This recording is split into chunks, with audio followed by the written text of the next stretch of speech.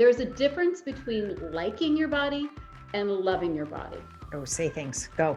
You do not have to like your body to love your body. You can, regardless of how you're feeling and that disgust you may be feeling, turn that around and be like, wow, I have compassion for myself that I can't like that, what I'm seeing in the mirror, and I'm comparing myself to others.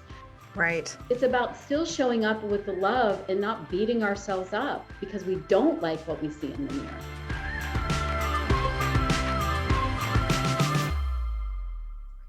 Hey guys, welcome to episode number 104 of the Game On Girlfriend podcast.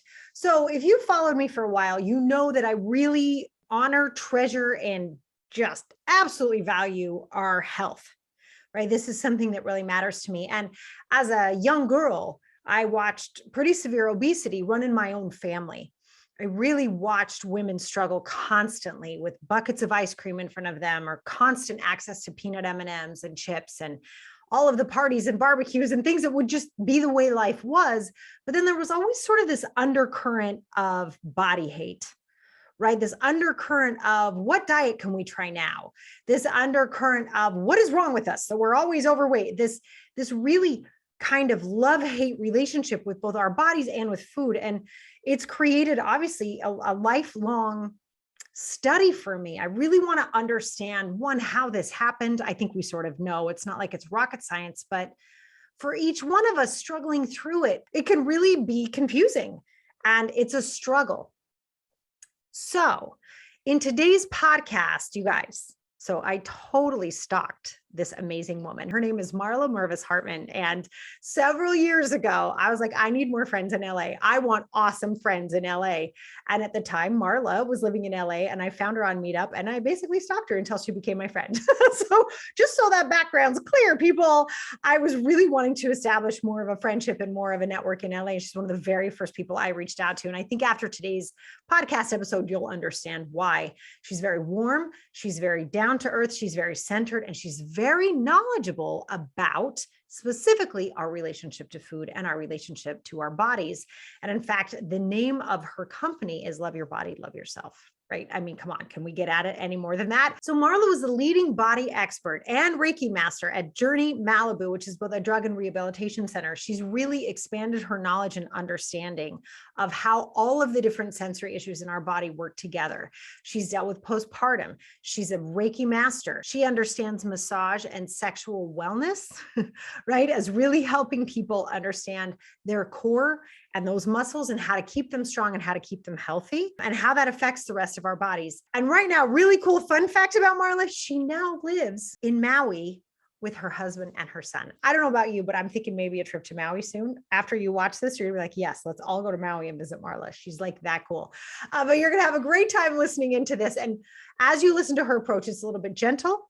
It's very honest, but it's also very well studied in addition to her own personal journey on this path, which she divulges today, took 10 years to walk. That's pretty amazing. And that is focus and determination and love and care over an extended period of time to make sure she could bring this knowledge to the rest of us. So without further ado, pop in those earphones because we do say the F word. You heard it here first. And let's get to it. Marla, welcome to the Game On Girlfriend podcast. I am just thrilled you're here today. And I can't wait to have this conversation because I think it's so important. Oh my gosh, I'm so excited too. Let's do it. You guys don't know this, but before we hit record, Marla and I were remembering how we sort of met each other and I stalked her on Meetup. Is that correct? Marla, can we say that? Yes.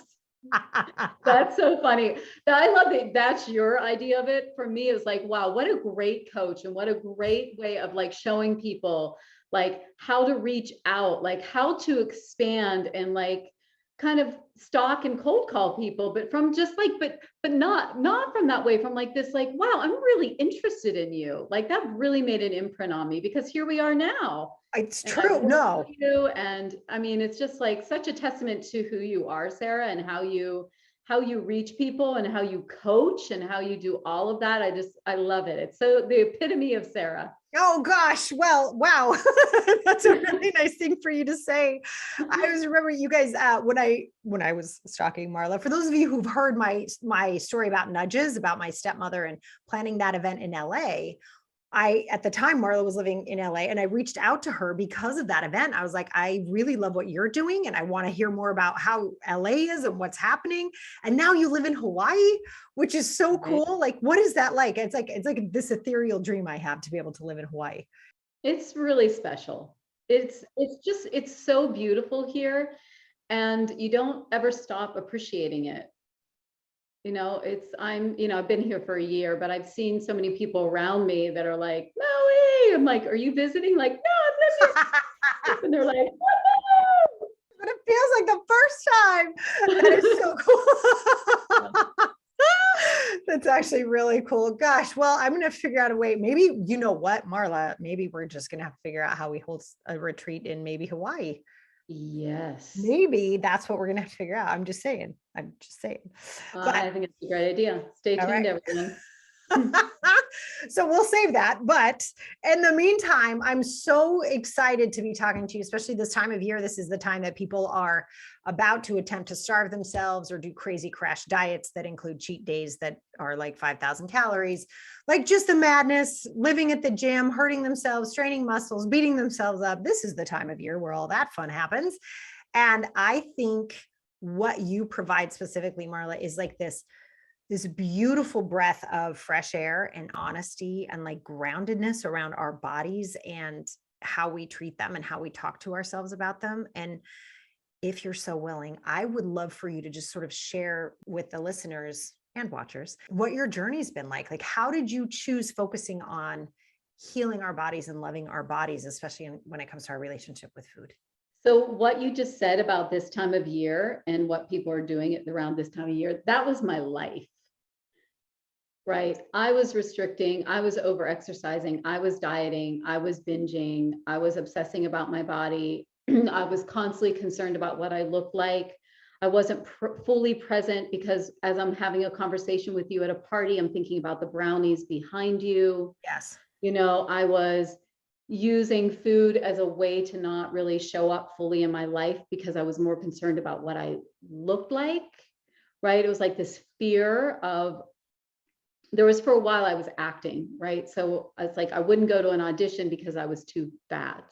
They weren't going to hire me. So I would kind of shrink myself and become obsessed with anything that was related to my body and food, right? It just became such a focus.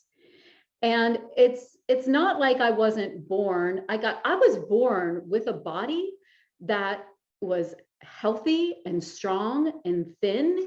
And one of like people would say, oh, they would strive to have my body. So it wasn't like I came from big numbers and I gained tons of weight. I've probably been within like a 15-pound radius. But the insanity inside of my head was the numbers of that. If you could weigh that on a scale, were just outstanding. Like where your head was taking you, Where my head was taking or how thin you were. Okay. Exactly. Okay. Right. So for me, and what I've seen with all the women, mainly women that I work with, is that it doesn't really have anything to do with your numbers or even what you look like. It actually has to do with the inside job on how you feel about yourself. So my struggle took me really face down in some really dark places, which was good because then I finally got help and support. Now, in that journey of help and support, that recovery, that took me years, Sarah. Really? Like how many? Like, what are we talking? Let's say where I really hit the point where I was like, oh, I'm good. Yeah. I'm supposed to do this with my life. Everything I learned. Wow, here I am. I would say about 10 years, maybe. Oh my 10, gosh, 12 years. really? Yeah, I feel like I'm still learning. Like I'm still learning how to listen to myself better. I'm still learning how to show up with my food in a nicer way, like chew my food more, right? Like I'm still all the little things that add up. Yeah, I'm still unwinding. I'm in this world, right? I still have those thoughts that come in like, oh, maybe you should diet. No, I don't think I will. Thanks for the thought, but Yeah. Yeah. I yeah, love so I that. think people think that it's just like, okay, work on it and then you're going to be healed. And I don't like to say that to my clients. I can definitely take them through a journey quicker than mine. Absolutely 100%. And there's so much healing that can be done. And I think it can be faster. But for me, it took time. Mhm. And I was moving at the speed of love and what my body could handle. I love that. And you say that a lot. Like that's actually, the name of I feel like anytime I hear the word love, you actually come to mind, but that whole love your body. Mhm. How in the world, I'm just going to be super straight with you right now. Like in this world where, the orgasmic lady on the car, right, is selling everything, or the Instagram pictures that have been altered and cartoonized almost of the female form. How can a woman in today's world, and this is also someone with a young teenage daughter, right? How in the world do we love our bodies right now with that much data coming at us to say we're not perfect, we're not good enough, it's never going to be right, you don't look that good, you don't look like this? How do we tap into that love? Well, first, I want to say that when I decided to name my business Love Your Body, Love Yourself, I was like, that is so triggering. And that people are going to be like, whatever, love your body, love yourself. Right. Sure. Right. Yeah. You can do it, but not me. Right. So I get that 100%. And I hear you. Like if it triggers you, I get it. Right. Yeah. It triggers, I get the trigger. So this is what I like to explain around the loving your body.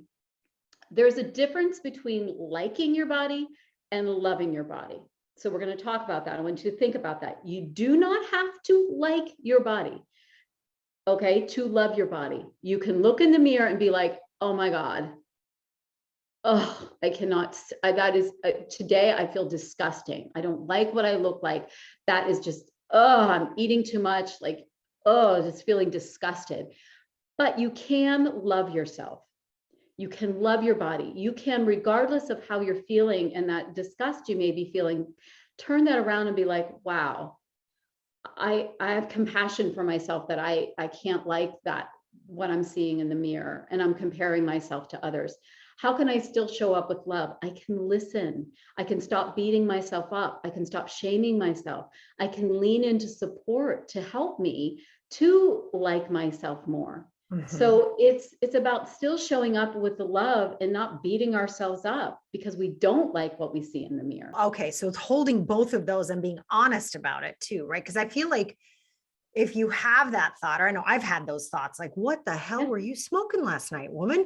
How could you think that you could eat that? I wake up, my rings don't fit, I'm feeling chunky, like it just Right. feels, it doesn't feel good, right? To treat our bodies like that. So that when I wake up and I feel that way, it's really hard to not shame myself even for thinking that way. Do you know what I mean? It's like, I do. oh, I let me have do. another. It's like Right. layers and layers of shame, right? Yes. So being aware of that, Sarah, is where we start. Okay. Wow, I'm aware that I am shaming myself. So it's uncomfortable, right? So we don't want to deny that and be like, it's fine, right? Oh, I'm Yeah. okay, right? That's what people say. It's like, if I'm okay with my body, then I will start eating like crazy. No, it's uncomfortable. You don't like that your rings aren't fitting. Right. Okay. So now the thoughts start coming in. Oh, I'm aware of these thoughts. I'm aware that I'm shaming myself. How can I slow this down? Okay. So, all right. This feels really uncomfortable. I don't like how I ate last night. I don't know Right. what I was thinking. Wonder why. So we get curious. Why did I eat that way? Oh, I was actually upset about blah, blah, blah. Oh, I was actually in celebration. Actually, you know what? I'm actually okay with that. That was actually really fun. And I will deal with the fact that my hands are, that I don't feel comfortable. What can I do for myself today that will make myself feel better? Wow. Well, I'm not going to diet because if I diet and restrict, I know I'm just going to binge later on tonight. So what can I do? Okay, so I'm going to wear something that makes me feel a little bit more comfortable. I'm going to add a little something to my breakfast. I'm going to drink some more water. So that's the difference between liking and loving. You're still loving and taking care of yourself. You're not punishing yourself. Mm-hmm. Right? Yeah. You know what it sounds like? Maybe you're, I'm going to be interested to see what you think about what I'm about to say, but it really sounds to me, it's almost like mothering oneself. Like I'm thinking about how I would talk to my daughter, say, versus how I would talk to myself. And it sounds like what you're bringing in to that moment of not feeling great is the wisdom of mom. Yes. Right? It's the wisdom of mom. How Okay. I like to think of it, I'm just finishing up a book, which I'll tell you all about. Ooh, I can't wait. Yes. And the whole premise of the book is around friending ourselves. Ah, So how would your best friend talk to you if you just, your best friend, if you were like, I feel awful, I just ate all this. Okay. right. Oh, you're feeling bad. Oh, you look fine though. Just so you know, you look all right from over here. Right. Yeah. So our friend listens, our friend shows up for us. Our friend gives us the right advice because Mm, our best friend knows us. So that's how we want to be with ourselves.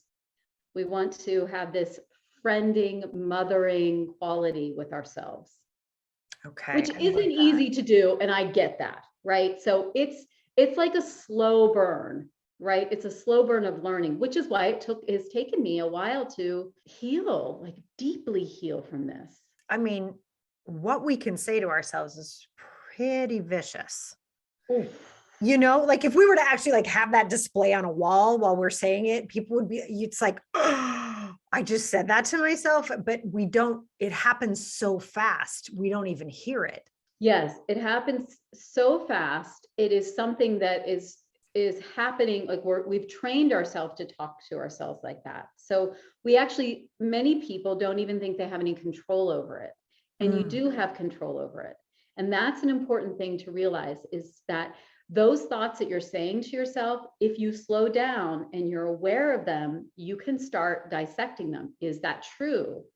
Is that something that even matters? Is that serving me, that thought? Right? Who is in my head?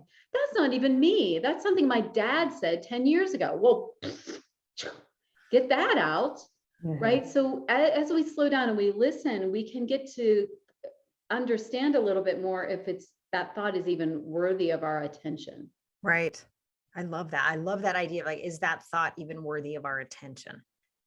It's really cool. I say a lot to people, like we're group coaching programs or something like that. They're like, how do you know what my negative thoughts are? Like you nail them every time. I'm like, I'm so sorry. None of us are that original. Like they're usually it's like the same round of thoughts that we have. But I love this idea of also recognizing thoughts that may have been put there by someone else. It was someone else's internal voice that they then shared with us, right? Like you said, dad's comment 10 years ago, and they kind of get lodged, they get kind of stuck, and we don't analyze them. Yeah, we think that they're ours and Mhm. we think we're supposed to believe them, but actually we don't. Right. I agree. I agree. Okay. So let's say someone's listening right now. There's a woman listening to us right now, and she really feels like there's no way out. She doesn't feel great physically. She's worried that she's never going to be able to love her body. I know for me, when I've had those moments, I can only speak for myself, obviously, but those moments I've literally sat down and Googled, how do I lose 10 pounds as a vegan? Or like, oh my God, what's the next diet? Or what does Jennifer Aniston eat every day? Like I've gone crazy that way. And I've done that. It's been years, but I've done it. What would you say to somebody who's tempted to think that's the only way out? What would you say to that person right now? I made a video on this. You did? Yeah. My gosh, we're gonna have to link that in the We'll have to link it. okay. Yeah. First off, I just want to say to the person that is right here, right now, listening to this, like, oh my gosh, I so feel you. I so feel that pain. I feel that so deeply. I get it. It is real. It is scary. It can feel so lonely to be in that place. And so I want you right now, if you're listening, to think like compassion, like I just feeling compassion for yourself, that you're in that place. I am in this place right now. And how can I turn that? I need to fix it. I need to go out, and turn it in and go, wow, I'm here again. I am here again, or I'm here and I don't know what to do. And see, this is the thing, is like, we always think that, okay, when I'm in this place, the only solution is dieting. Right. For sure. Right? It's the only solution. And it actually, there's other things that we can do. So I like to, so these are some of the mind hacks that we can do. So instead of changing our food, we can change how we show up to our food. Oh. So let me explain this to you. So it's like, it's a way of kind of that part of the brain, that girl, that other part of your, that other voice in your head is like, you need to diet, you need to diet, you need to diet. Like, I know. Okay, voice, I'm going to give you something for that. So what we're going to do is we're going to show up with our food, and we're going to sit, and we're going to eat really slow, and we're going to take some breaths, because what I've heard, right, and this is science here, is as we slow down, our body assimilates and processes and metabolizes our food better. So if we eat fast, we are not actually digesting, and our calories aren't being used. So we're burning them more when we slow down. So that's what I'm going to do. I'm going to slow down with my food, and I'm going to chew more. I'm going to allow myself to have more pleasure when I'm eating the thing that I'm never supposed to eat. Right? So there are little tricks and things. We will put the video on there, because there's a lot more other little things that we can talk about. But it's like, how do we show up differently with our food, rather than how do we restrict all of our food? Because the truth is, Sarah, that this is so true, and we know this, and I don't know why we're so smart. Women are so smart, right? And there is like data on this, that diets do not work. Yeah, I know. They do not work. And so what happens is, we think that that we are not doing it right. Right. That's exactly what happens, right? Something's wrong with us, right? Yeah. Something's wrong with us. Yeah. The diet industry is like a $60 billion or $70 billion industry. Why would that be? It's because it doesn't work, because we keep showing up, we keep shaming ourselves and saying, this one didn't work. It worked for a little while, but now it's not working. Well, why is it not working? I'm sorry, I'm kind of ranting right now. No, please rant. I love me a good rant. This is important. So why is it not working? It's not working because we're using willpower. We're using this force to squeeze ourselves and make ourselves let go of all pleasure with our food. We make us, I'm going to exercise. I'm going to exercise every day. I'm going to go to the gym. I'm going to go to the gym. I'm going to do the thing. I'm not going to eat any of the food. I'm going to do all this stuff, right? And it's not real. It's not authentic. It's not what our body wants. We're not listening to our body when our body's hungry. We're overriding ourselves. We're pushing ourselves. And then what happens? We get the fuckets. Oh, that's what I call it. I love that you called it the fuckets. That makes me so happy, because I was like, I've joked around. I'm like, it's 4 o'clock. I get the fuckets, right? I love that you said that, because that's what happens, right? You deprive, and you get pissed. Sorry. No, I'm ranting. We don't want to do it anymore. We don't want to do it. And actually, there's a book called Health at Every Size by Linda Bacon, and it's a research science-based book. It's awesome. I recommend it to everyone. And she talks about how our body actually, when all of a sudden you're doing really well, and you're like, wow, I'm feeling really good. I'm doing the thing, right? And then all of a sudden you're like, French fries. Did I smell French fries? Yes. No, I didn't smell. There's no French fries. Why am I smelling French fries? Our body is actually doing that for us. Our body is not against us. Our body's doing it for us. Because we're going into a place of starvation and the body is scared. The body is below the healthy set point, and it starts to crave things. It starts to wants to binge, right? For me, I would be like, I'm exercising really well. And then all of a sudden I would crash and I would not feel well for days. I'm like, I was just getting on a nice roll with my exercise and now I'm not able to do it. It's like, that's my body actually working with me. It's amazing. What a paradigm shift that is as far as perspective. I mean, I think that's a really big deal of like, this is my body doing its best to take care of both of us, right? Like the body and my soul, right? So I can continue to function at a level that actually works, as opposed to being so deprived that I like have brain fog and I can't think and I can't exercise and I can't use my body the way it's designed. That's a big paradigm shift, I think. It really is. And it puts you in friendship with your body instead of like, my body is doing this to me. My body, once again, my body is, I'm sabotaging myself. How many times have I heard that? Right. Why do I keep sabotaging myself? No, you're not. You've just pushed yourself over on one corner so far that your body needs to balance itself out. Got it. So, okay. So let's talk about how we can continue to hold that mindset. Like my body's working with me. It's working for me right now. The other paradigm shift I think you shared that's kind of a big deal is how do I show up for the food? Right. So that's actually so interesting. I've never ever thought of it that way before, Marla. I think it's so cool. And this is like, I'm like a lifetime diet or chronic crazy person about food, right? Except for the last several years. So it's this idea that there's a relationship here between you and your food.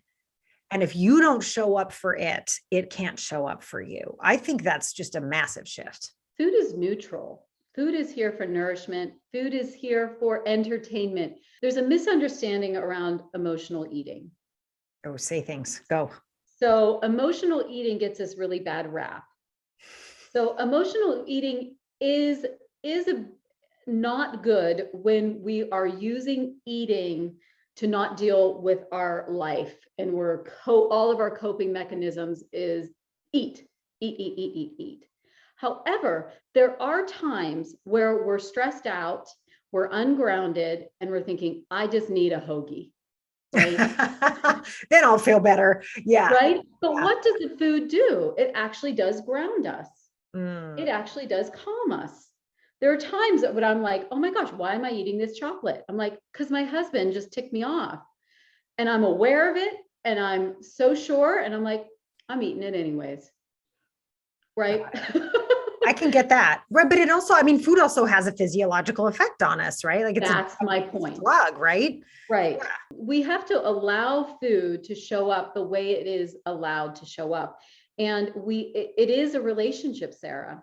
It is a relationship, like it's a relationship with your dog or your sister or whatever. It's like, how do we want to, like, food can be the enemy and it can be the prize.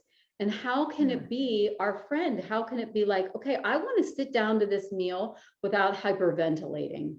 I want to have New Year's Eve at a party and enjoy myself and leave there feeling comfortably full, enjoying things that made me feel like I was festive, but not leaving feeling like, wow, I feel like crap. Here I am again. Right. Thank God it's New Year's, right? I'll start tomorrow, not eating again for 3 days or whatever the thing is. Yeah, exactly. So, all right. So let's say if someone has weight that they don't want, right? In a healthy way, like they're like, okay, this is a little bit more than where I feel comfortable. They're learning now they got to show up for their food. They're learning now that their body will work for them and that it can befriend. What do they do if they would like to reduce the size of their body? What do you do in that moment when you have these new skills that you've been talking about, but you still don't feel like your body's in its optimal condition? What's the best thing to do when you're in that situation? The first question is why? Why do you want to lose that weight? Okay. Are you at the right weight? Like, yeah, you may want to because your mind has always thought, I'm supposed to want to lose weight. But what about you actually are okay right at this weight? And can you stay at this weight? See, that's the first question we need to ask. Like, you may want to, like, after I recovered, there was a moment where I'm like, okay, this is my body when I'm sane. I love that. Okay.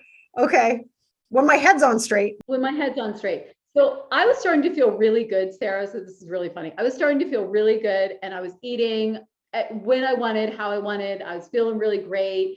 And I'm like, okay, I'm not going to tell anyone, but I'm going to do a little diet. I'm going to see what happens if I just try to lose some weight, because I'm feeling so good right now. Let me just see if I can do it. I did it kind of, and all of a sudden, all my craziness came back. Really? All of a sudden going to the pantry and like sneaking food. I'm like, who am I sneaking? No one's even watching me. Here. Yeah. All the crazy came back, Sarah. And I'm like, okay, I'm not pulling out the crazy. So we have to look at like, where is our comfort zone and where can we be okay with our body, and this is another piece. And I get this. If you are not at your authentic weight, if you know, like, actually, I'm uncomfortable because I'm supposed to be uncomfortable, because there's something maybe off here. And this is where we want to get even more listening, more intuitive. Oh, is there a food I'm eating that's not actually serving me, that's not making me feel well? Is there something going on with my gut? Do I need help with my hormones? Wow, I'm sleeping 10 hours a day and waking up exhausted. Is there something going on another level that is affecting your weight, but isn't about you dieting? So when we are talking about like, okay, I'm feeling really bad about myself, and now I think I have to diet, that's another thing that we can do. Is there something going on that's affecting my weight? So when we don't hit it from the weight angle, we hit it from the health angle, and maybe there's something else going on. That's love. That's loving the body. Yeah. Yeah. And actually listening. And I love what you said. Like it's actually a call to get curious instead of judge. Right. Yes. Which is what we say about so many things in society today. Wouldn't it be interesting if people, instead of judging, got curious? But we need to turn that into internally too, instead of judging what's going on or the size of our bodies, but to get curious about why it's there. That's interesting. Okay. That's what a friend would do, right? Well, why are you thinking that way? Yeah. Yeah. Oh my God, that's brilliant. Okay.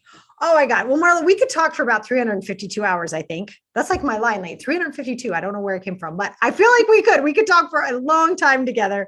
And I might have to have you back to talk even more about this.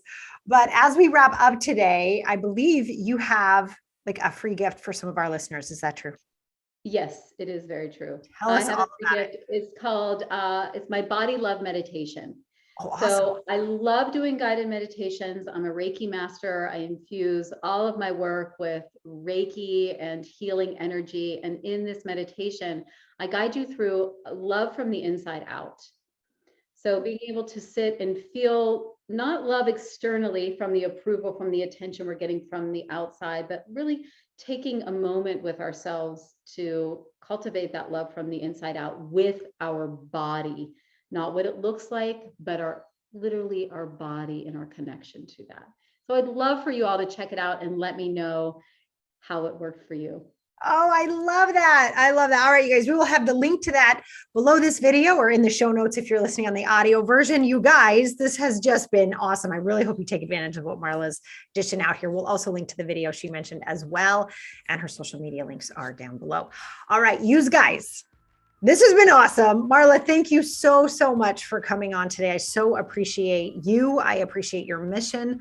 I love the energy that you are bringing into the way women view their bodies and how we talk to ourselves. And I'm so, so grateful there are people like you out there doing this work. Thank you. Thank you so much, Sarah. You're so awesome.